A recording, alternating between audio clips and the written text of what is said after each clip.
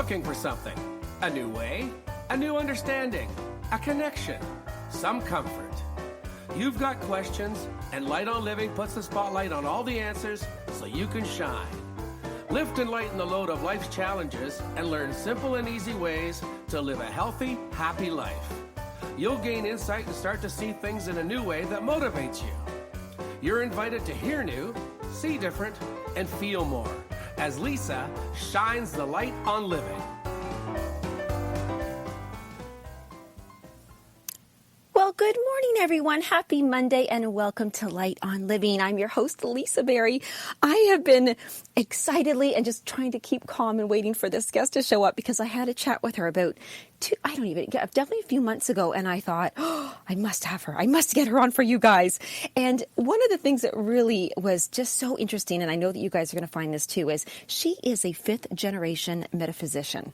Now, I'm going to tell you more about her, but I just had to let that sink in because that's going to really get deep and layered, and I have so many questions about that alone. But Kelli Lee Sappenfield is a fifth-generation metaphysician, as I just said, a soul evolution coach, a spiritual visioneer, an international speaker, and an author. And the really fun thing, she's just traveled. It's fun. She's recently moved back to the United States after living in Abu Dhabi. And she believes that when you combine your spiritual growth with engineered steps, you can achieve anything. And that's why I have titled this, I'm going to share this with her. I titled this show Expect Miracles because that's how she signed off on her email, and I just fell in love with it. And her own journey has been gaining the knowledge she was taught growing up in a metaphysical home, which I'm just realizing I have a typo now. Her 2 near-death experiences and life-altering spiritual experiences, all while feeding her love to travel the world. So welcome, Kelli Lee. Hello, hello. Hello. How are you? Oh, I'm just so happy and to be here. And I feel like I have questions, but I feel like I'm going to be feeling the questions from the world, especially since you've traveled so much. But that was something that, first of all, you have just this light about you. And considering how much energy you must be tuning into all the time, I love that you're still so bright. If I'm going to kick off with this one, 5 generations. Would you say, and I'm just going to ask you flat out, is it a spiritual gene? Is it passed on, or is it more environment? I think it's both. It's just that as far back as we can track, there's 5 generations of psychic mediums, metaphysicians, and spiritual teachers.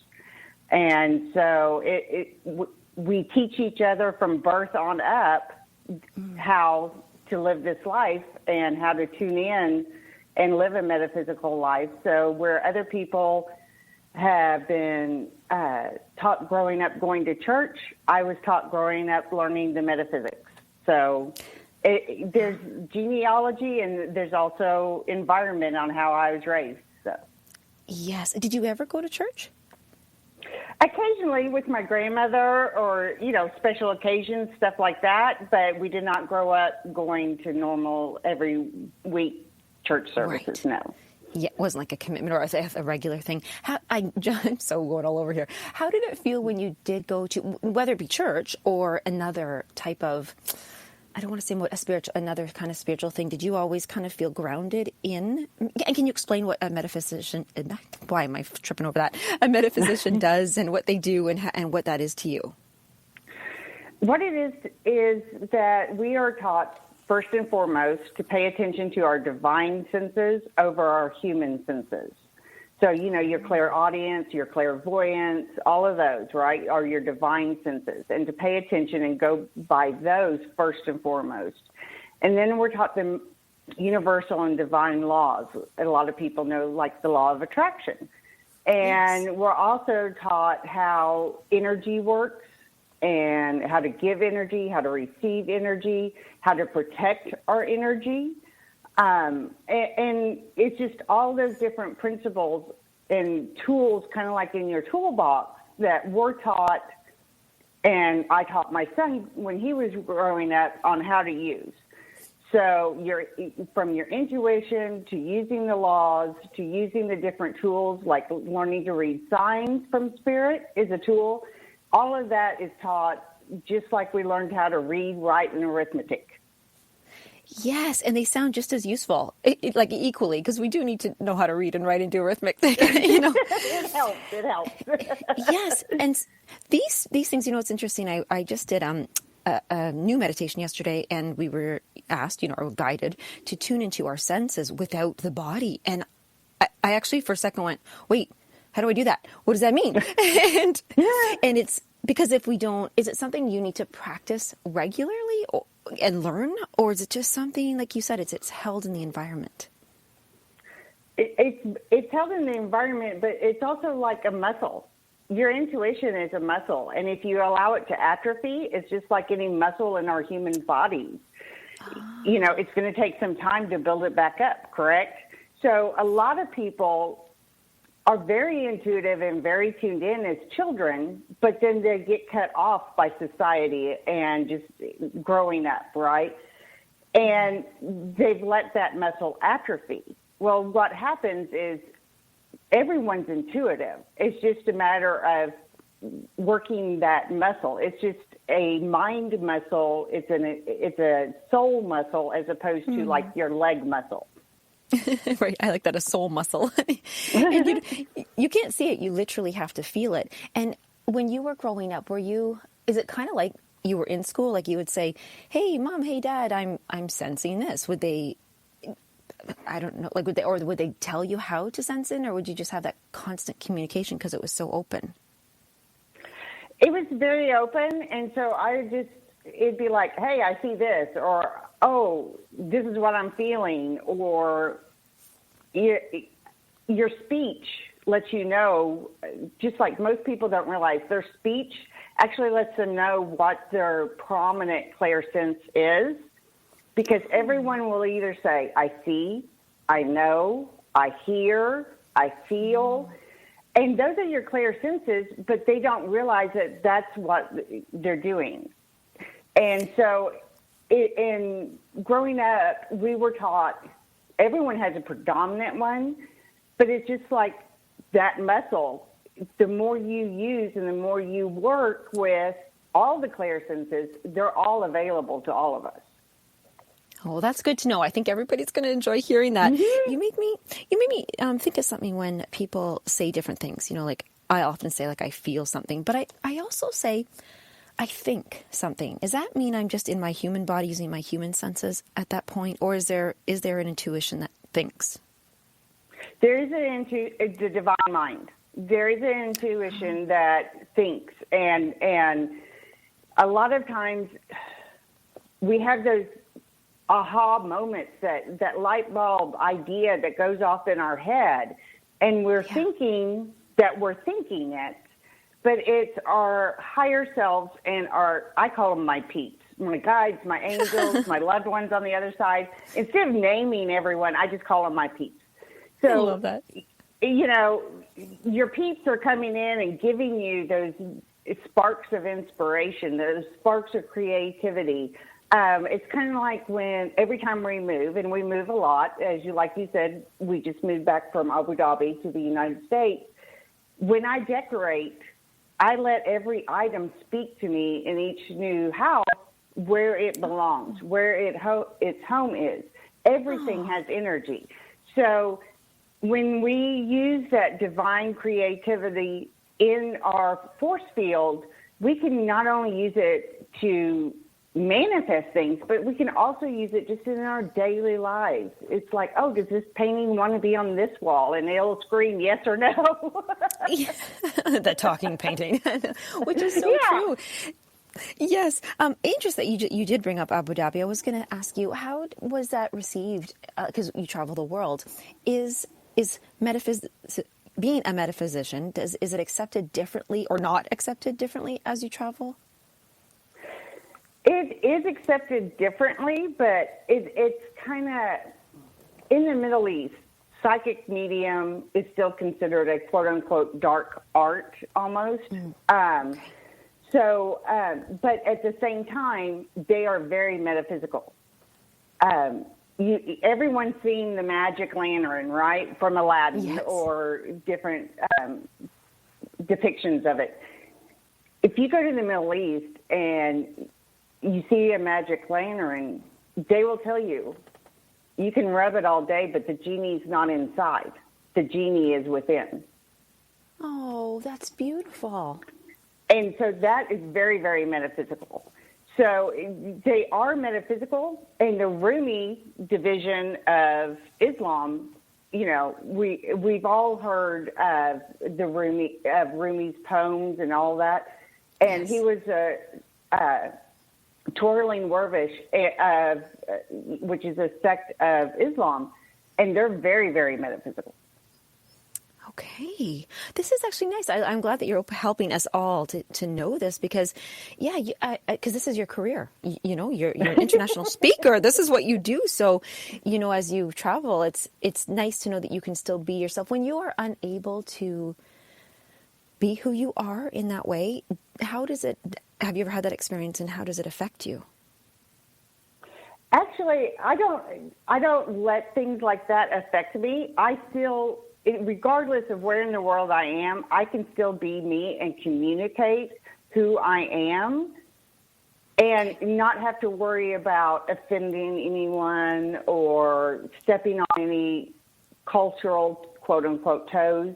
And that is the advantage of having traveled to 4 continents. I've learned through the years on how to communicate to where I'm not standing on anyone's toes. Because to me, it doesn't matter if you're religious or you're not religious or what your religion may be, because we're all divine.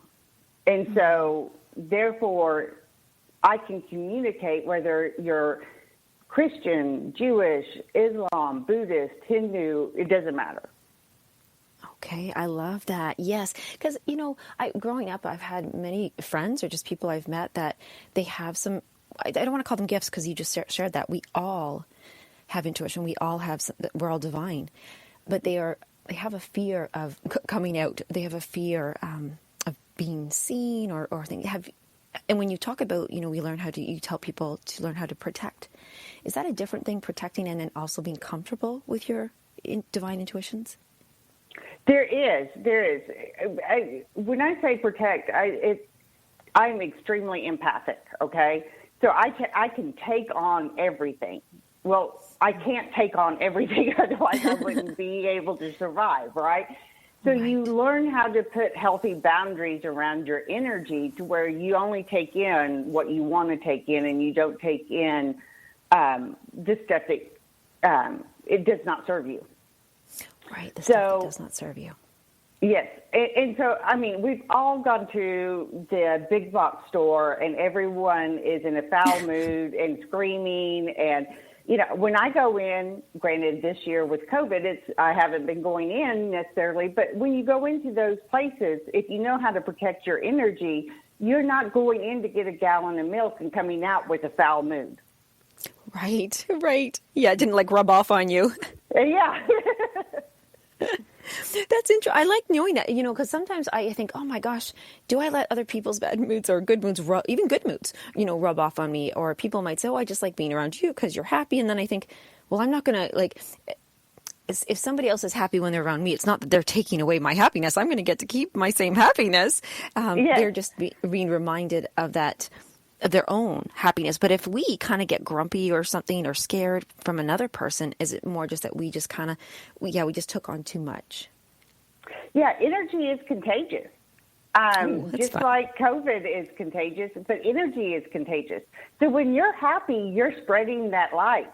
And if you're a curmudgeon, you're spreading that, So you need to, if all of a sudden, like I said, you've been out doing errands and you were in a fine mood when you left the home, and when you get back, you're in a foul mood, chances are you've taken on energy from others and not had your energy field protected. And is that something you help people either to learn to protect, or if they say, oh, you know what, Kelli Lee, I didn't protect myself well, I've got it, what can I do? And then you can help them to clear it or rebalance? I have a free video on my website, five ways for empaths to protect their energy. And it's just, it's free. Anyone can go and download it. It's a little 7-minute video, and I teach you how to protect your energy. So you're not going in those grocery stores anymore and coming out with a little extra something that you didn't want. Right. Oh, that's awesome. Okay, so let's do that right now, and then I'll put the link at the bottom too. But where could they go to check out the 5 ways to protect from negative energy? Just go to KelliLeeSappenfield.com, and it's on my homepage under free gifts. You can click that tab or scroll down to the bottom, and it's there for you as well. Okay, see, Kelli Lee is already helping us. This is wonderful. You're already gifting away. I'm trying to, I know because there's so many things I want to squeeze in here, but I'm going to wait, everybody who's listening, when we do go to commercial, when we come back, that's when I'm going to ask the questions about the 2 near-death experiences. But let's sticking with this energy and how we listen to our own things. You talk about soul evolution. And is a soul evolution, is that because we are starting to listen to our senses, or is that totally, what is soul evolution? Soul evolution is actually all of us are on a soul evolutionary path. We are vibrating at a different level of soul vibration. And depending on how many lifetimes you've been here and how far you've evolved your soul depends on how you vibrate as a soul. Not in your human body, your soul is there, but your soul is also outside of your human body. And so we are first and foremost on our soul's evolutionary projected path. And so we come into each life to learn lessons, to teach lessons, and to grow and to evolve our soul. So the soul evolution path there's 19 different levels of soul vibration on the planet. And as a human, we evolve through those 19 levels. Oh, okay. Wow. Okay. No, that's a big one. Okay. So when we do come back from commercial break, we are going to chat. That is exciting. The 19 levels of soul evolution, guys, when we come back from break here on Light on Living with Kelli Lee Sappenfield.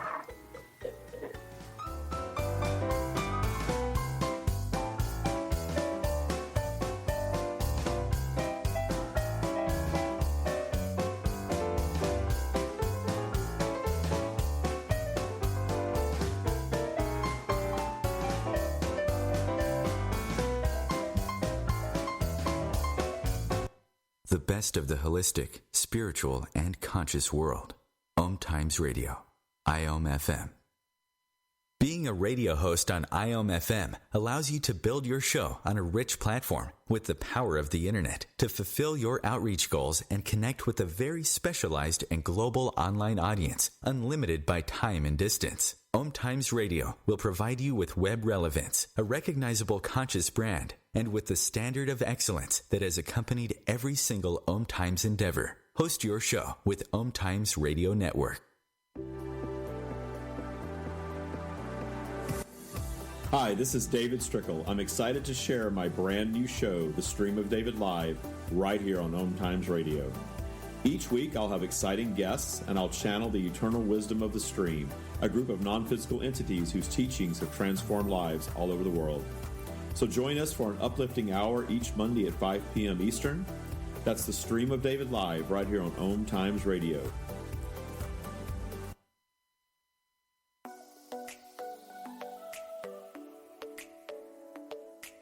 I'm so not good enough. Fail. They'll judge me. I'm afraid others it's already been done. Who are you not to fully express who you are, to be your warrior of light and do business from your fierce, aligned energy? I'm Rosalind Fung, host of Activate Your Soulgasmic Business here on OMTimes Radio.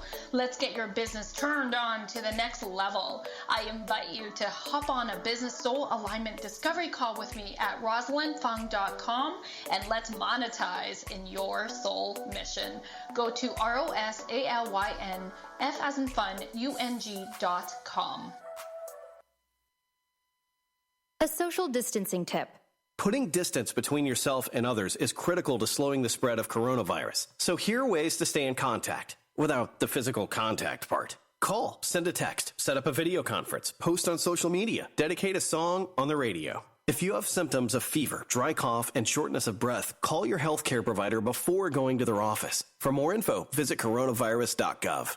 Let's all do our part, because we're all #alone together. Brought to you by the Ad Council.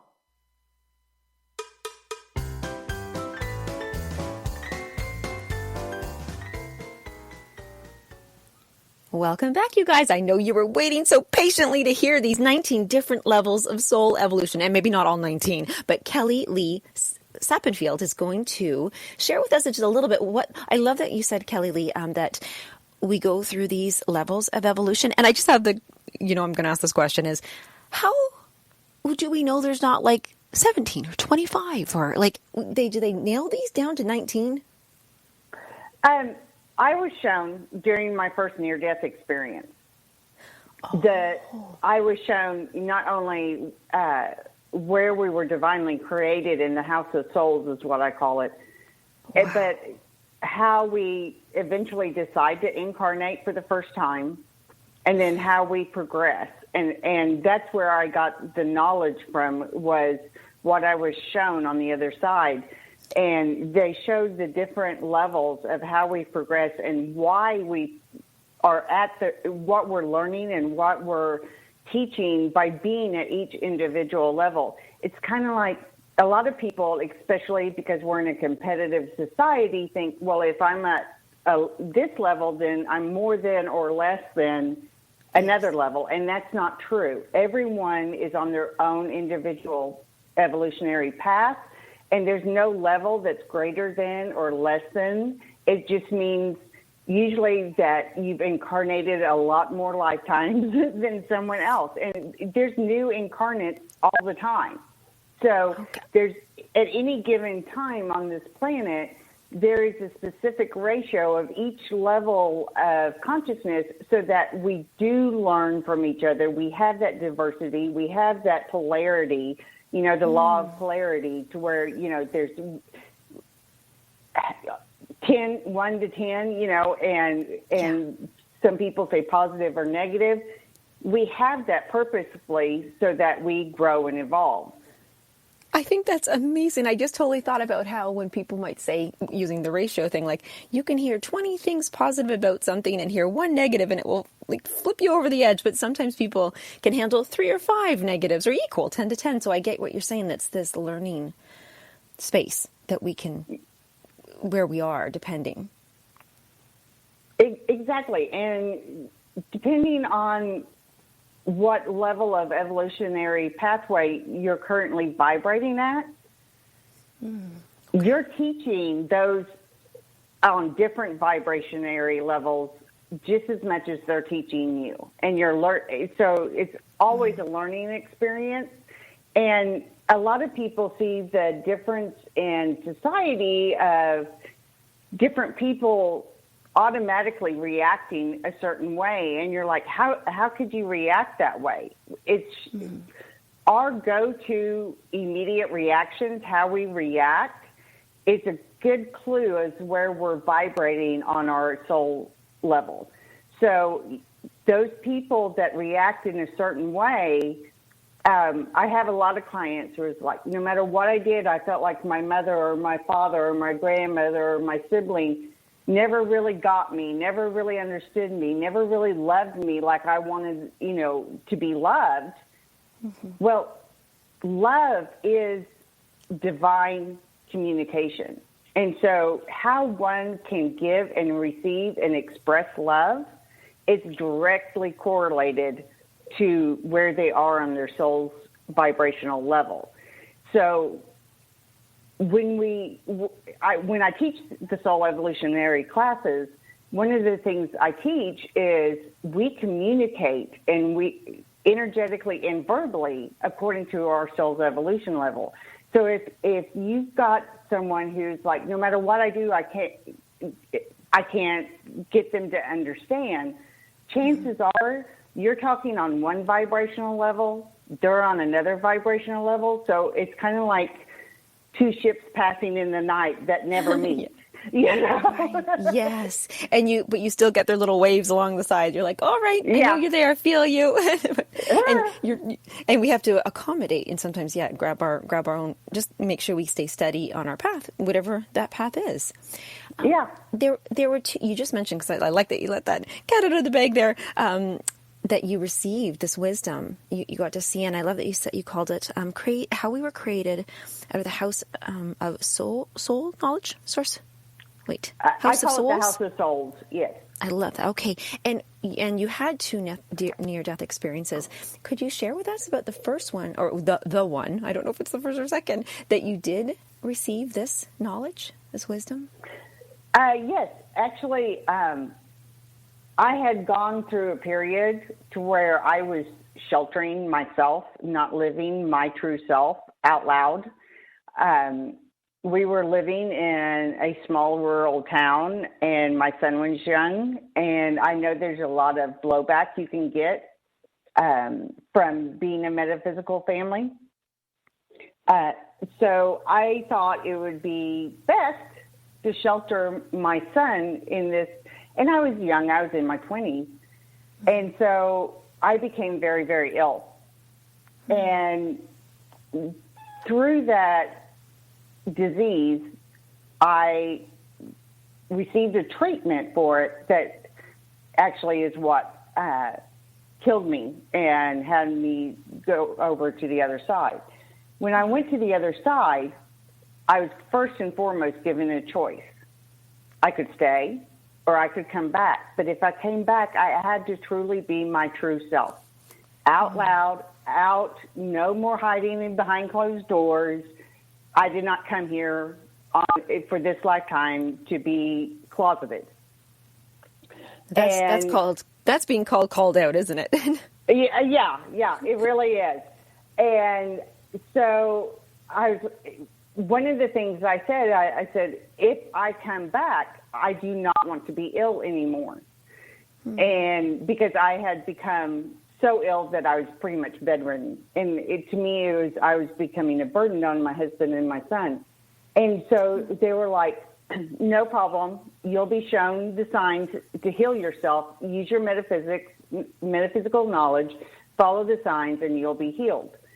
And I did when I came back. But also then once I agreed to come back, that's when I was shown not only things that I was supposed to do in this lifetime going forward, but also I was shown the evolutionary path of consciousness and given some other information about how things work spiritually that I did not know up until that point.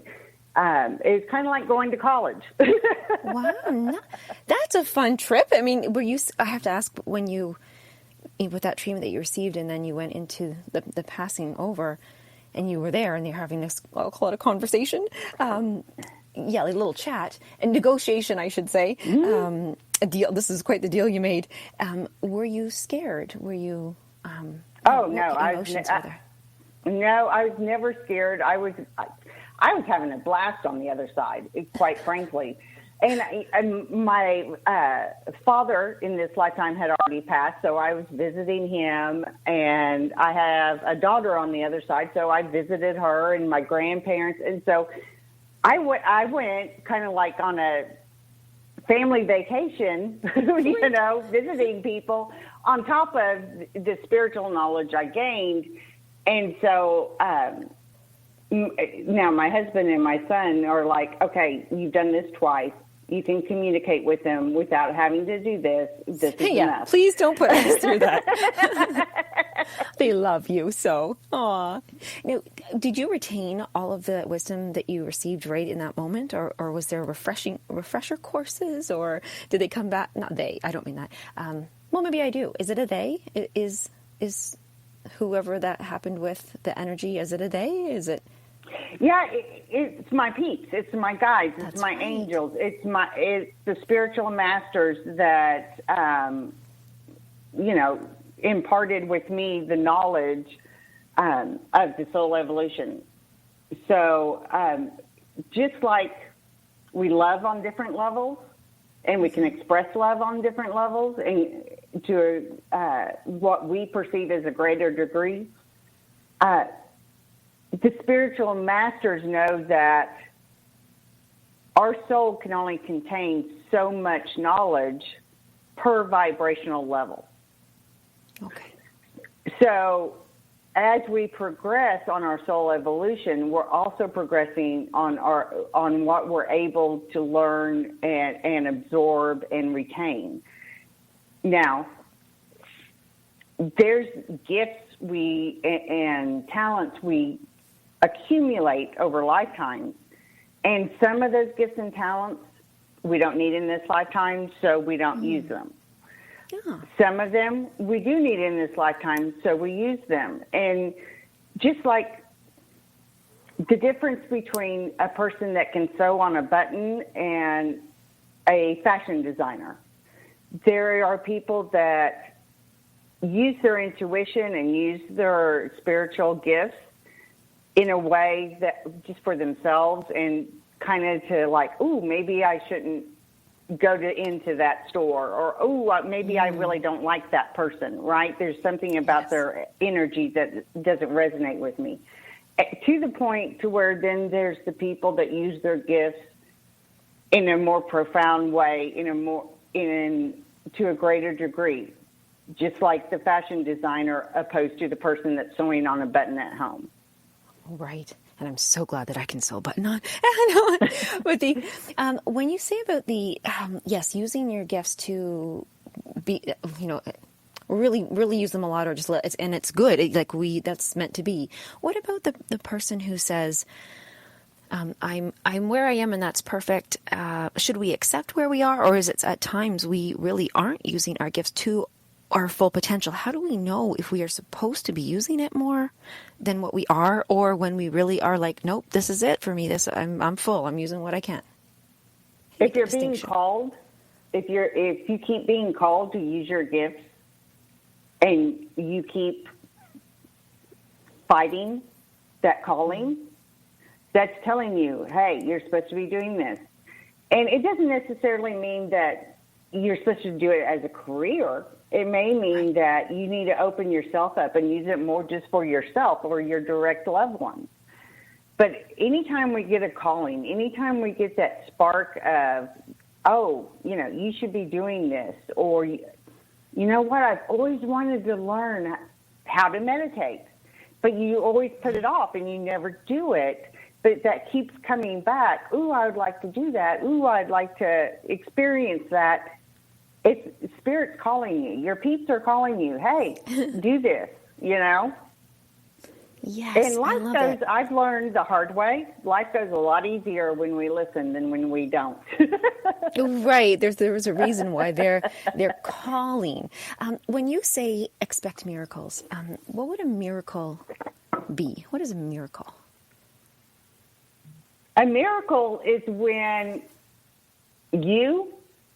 your higher self, your peeps, and divine energy all come together and create whatever wonders it is that you're seeking to create and are meant to create in this world. Oh my gosh, that's so beautiful.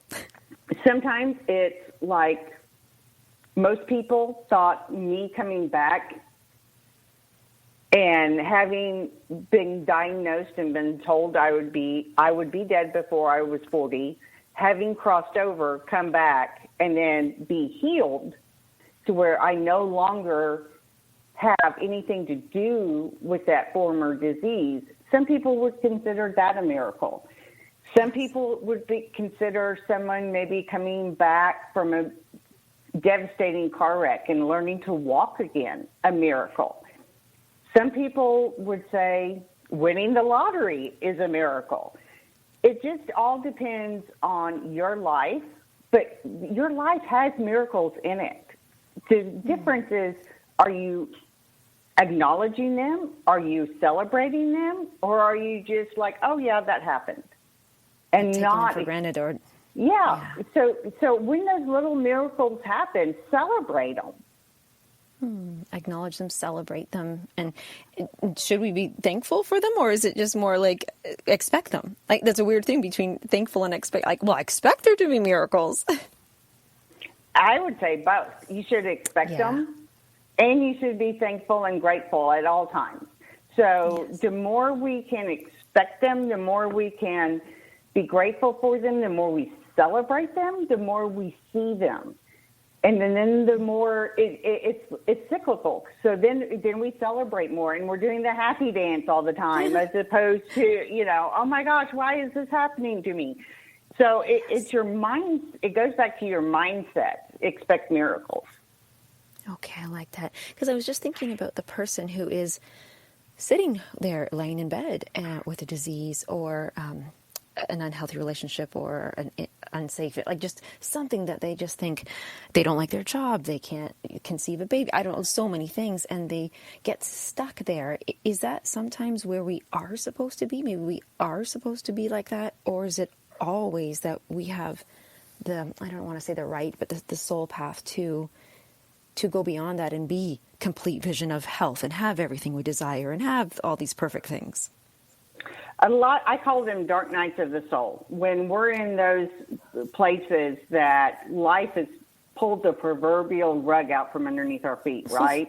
And it's like, okay, I don't know why I'm here. I don't know why this is happening necessarily to me. The difference of being, quote unquote, stuck in that spot and coming out of it is first acknowledging, okay, I'm here. Doesn't matter how I got here. It doesn't matter who else was involved, right? So what matters is I acknowledge I'm here. I'm here. So what am I learning? What am I teaching? How do I grow? And how do I get out of here? And when we get focused on moving forward as opposed to staying stuck or living in the past, then those dark nights of the soul, we move out of them. And usually when we're given a dark night of the soul, Spirit at the end of it has amazing gifts. And sometimes those gifts are better health, sometimes they're better finances, sometimes they're being able just to be comfortable in our own skin and be secure that we're okay on our own if we're needing to get out of like a domestic violence situation. So you never know. It's like you never know what's in Santa's bag. No, you don't. Right. We have to sneak off to our final commercial break. And everybody, as you can see, I already feel so much like hope. I think that's what it is. There's expectation of miracles. There's hope in here. And there's like an explanation. So if you guys are receiving this, I was so hope that you come back and join us here on Light on Living with Kelli Lee Sappenfield. We'll be right back.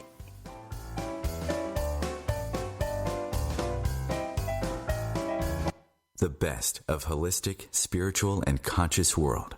OMTimes Radio. IOM-FM. OMTimes Magazine is one of the leading online content providers of positivity, wellness, and personal empowerment. A philanthropic organization, their net proceeds are funneled to support worldwide charity initiatives via Humanity Healing International. Through their commitment to creating community and providing conscious content, they aspire to uplift humanity on a global scale. OMTimes, co-creating a more conscious lifestyle. Consistently attract soulmate clients, begin showing up on brand, monetizing on your calling. Welcome all spiritual coaches, leaders, healers, light workers, and practitioners to a show that turns you on in your business and amplifies your magnetism. I'm host, catalyst, and spiritual business coach Rosalind Fung, and I'm here to journey with you into the juicy and help you discover where the real gaps are. Ignite your mindset and soul with strategies and systems as each episode takes you to the sweet spot that activates your soulgasmic business by tuning in on Tuesdays at 10 a.m. Mountain. Join me for your light language activation and let's magnetize and monetize. So I'm a cat and I just moved in with this new human. and she's got this little toy she's always playing with all day long. Tap, tap, tap, tap, bloop, bloop. She can't put it down. There it is. Oh, and get this. She even talks to it. Last week, she asked it for Chinese, and guess what? Egg rolls showed up. Like magic. Humans have cool toys. A person is the best thing to happen to a shelter pet. Be that person. Adopt. Brought to you by the Ad Council and the ShelterPetProject.org.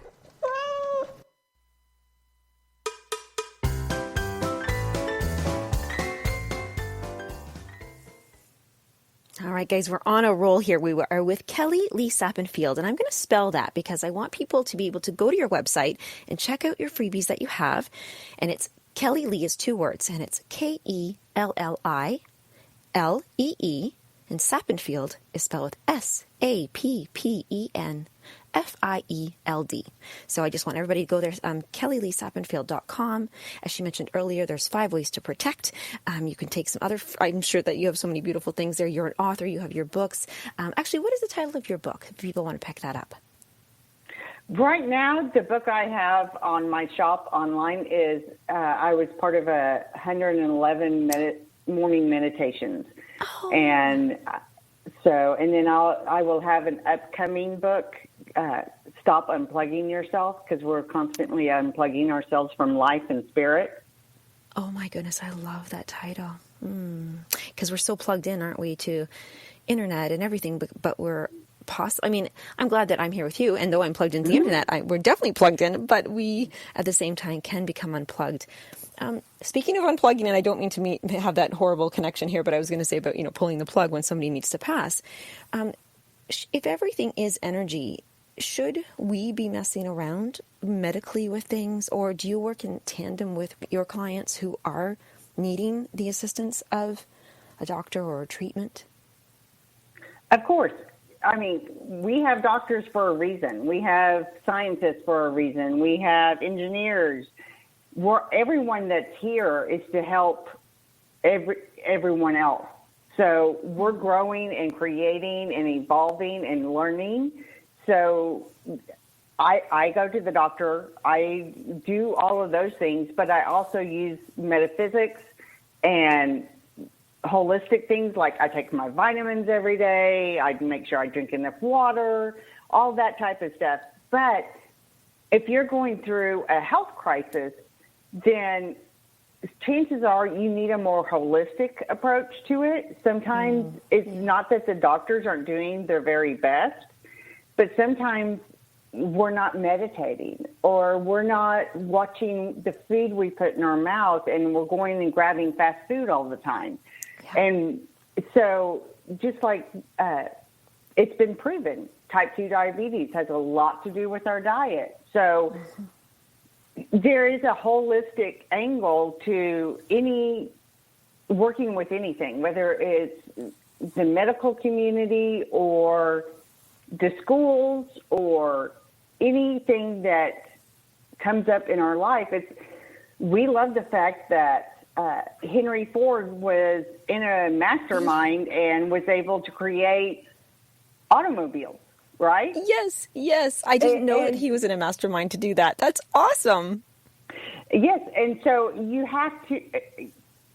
He had an 8th grade education, and he was illiterate, and he created Ford Motor Company. So don't let any limitations or outside people's opinions ever limit you on what you're capable of doing. Absolutely. I love that. Now, we're going to share with all the listeners in a moment here, because you do actually have a mastermind. So everybody's got to stay tuned to hear about this Vivid Visionary Mastermind. But I wanted to ask you, you mentioned a health crisis. Now, we have individual crisis, and then can we also have a society crisis or global crisis? And how do we recognize when it is a crisis that we need holistic care for? Well, first and foremost, I would say you should have a holistic lifestyle. But secondary is, let's take COVID. Okay. This is a global lesson for all of us. Every soul on the planet is being affected by this. This is a lesson for us individually. This is a lesson for us with our families and those close around us, our close community, our cities, our counties, our states, our countries. This is a lesson on every single level. And this year has made us all kind of take stock. What's working, what's not working, and what is my part to change my life to where it affects the overall energy of the globe to propel us forward into the new year and the new age. I like that you mentioned that, because I felt, as you were saying that even it's global, and each one of us will experience the crisis in a different way. Some might experience that crisis of their power being taken away or fear, and the others might more feel it from separation, but the others might feel it. So it is an individual crisis. However, it is on a global scale, and for all of us all at the same time. It is. And one of the biggest things that is being shown to people is, are you living life? Are you really living, or are you just existing? And are you living your true self, or are you living the person that everyone around you from the time you were born on up expects you to be? Right? It's kind of like, if you went back a few hundred years, if you were the son of a carpenter, you became a carpenter, period. Yes. Yeah. But we're not in that society, but we still have some of those paradigms to where, my family expected me to grow up, go to college, and become an accountant. Yes. And, well, do you love being an accountant? No, I hate it. Then why are you an accountant?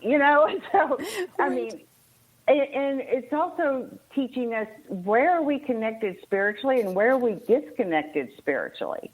And that has nothing to do necessarily with religion. It's our own individual connection to the divine.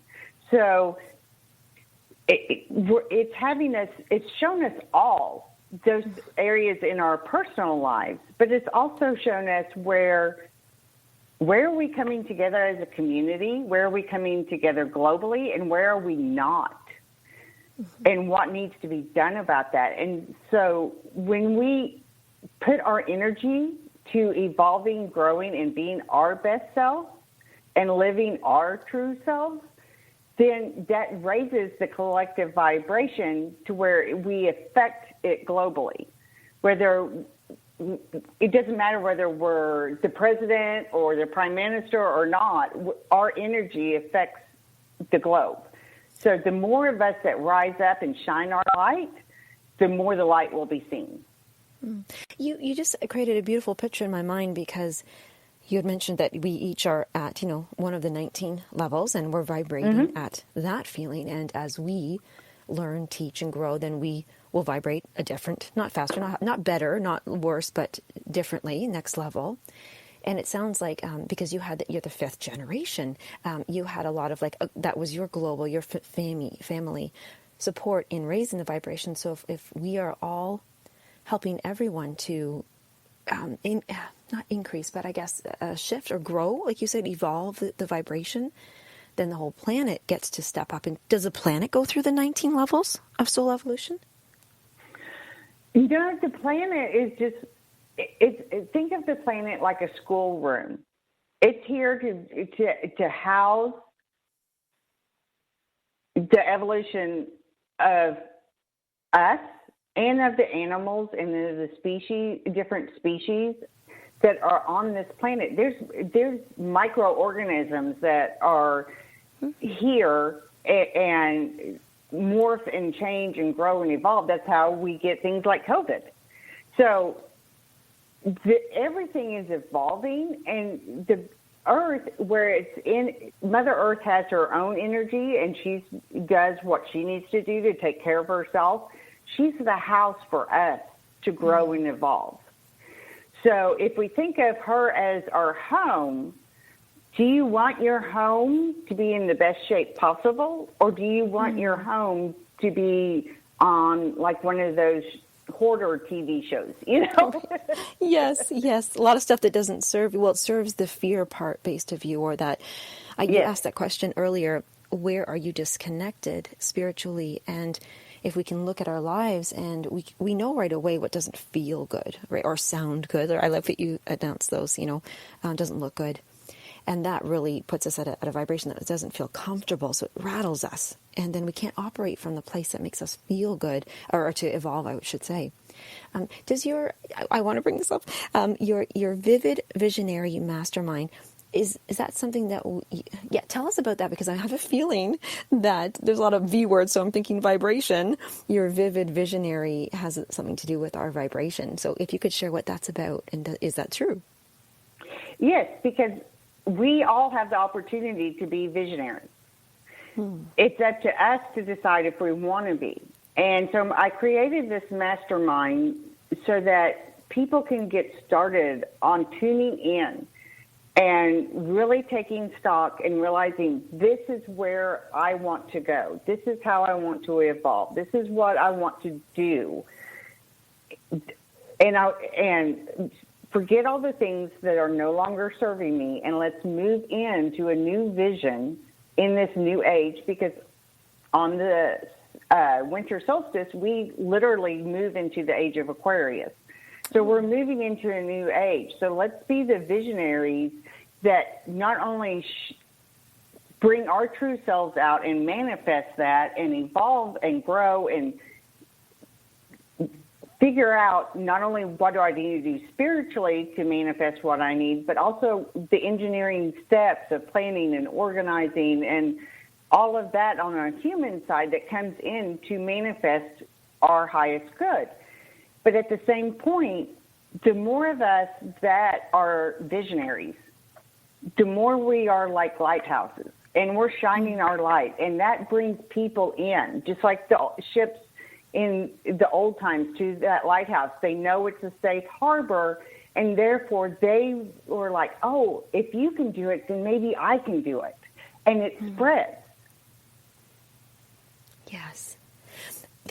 I love that, because you're right. The more people gather, they've actually done, little fun experiments in groups that when one person does something, somebody else might or might not follow. But then if another person does, you're like, well, two people are doing it. All right, well, maybe. And then we kind of, that snowball, we roll it all up. And soon we have, like you said, a lot of people leading that way in their vision. Now, not all, see, in this mastermind, everybody's going to have a different vision, right?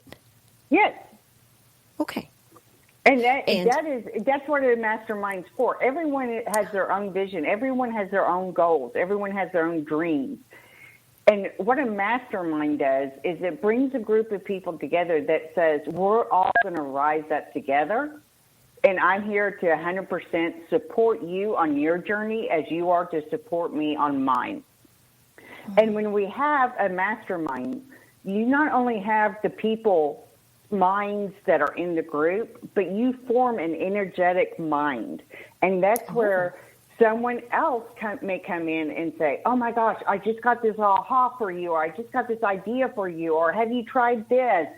And you get that information then downloaded from that mastermind to the other people in the group, to where there's things that you would have never thought of, you would have never imagined on your own. I love that you said that. It forms an energetic mind. And there we're back to like that, going from individual to whole. Just like in our bodies, we have cells and it creates the body. That, I think that's people. If you were to kind of have these, I don't want to say characteristics, but desires from somebody it would click into them and they say, yeah, that's for me. I really want to be a part of that, and I'm ready and I can do this and be a part of that mastermind. Who is that person? The person that is ready to move forward. They're not going to have any excuses. They're not going to say, but I can't. They're going to say, how can I? And they're ready to manifest their goals and dreams, and to join together with a group of like-minded people that are just as determined and just as energetic and just as goal-oriented and ready to make their lives their absolute best life, to where all those things that they were shown in 2020 that no longer serve them, they're more than ready to pivot, leave behind, and move forward and create the future that they really, really want. That sounds so beautiful. And you know what? We can expect miracles. So I'm going to say that's, yes. And I love that, because right now somebody might be listening going, well, gosh, we don't know what the world, but don't wait for the world around you to do things. We can step into being. And that's why I'm going to invite everybody right now to the Vivid Visionary Mastermind with Kelli Lee Sappenfield. And it's for the person who is asking, how can I not? But I can't. So Kelli, do they just go to your website and find it there? Yes, Okay. it's on my website. It's on the homepage, and it's under services, under Mastermind. And either way, they can click on it and join it. And we kick off January 18th. So that's when we have our first live Zoom meeting, so we can all get to know each other. And there'll be a private Facebook group so that we can be there to support each other at all times. And if someone has a question, they can pop it in there and get all the answers, not only from me, but all the other group members. And we're there to support each other and just make our new year the best year that we possibly can. Things are going to happen. Outside forces are going to happen regardless, just like COVID did this year. But that doesn't mean that you can't have your best life. I absolutely agree. What a beautiful sentiment there. And everybody, just like to share with you that Kelli Lee absolutely has. I just feel so safe in your presence here, Kelli. And I did, Kelli Lee, and I did right from the start. So I just let everybody know, whatever way you decide to connect with Kelli Lee, that she just feels you, she gets you, she has knowledge and tools and wisdoms, and she pulls it all together. So I'm just really happy that you're here to join me today, Kelli Lee Sappenfield. Thank you so much.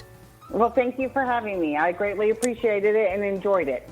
Oh, it has been absolutely fun. All right, everybody, thank you for tuning in to Light on Living. I'm your host, Lisa Berry, and I will see you in 2 weeks.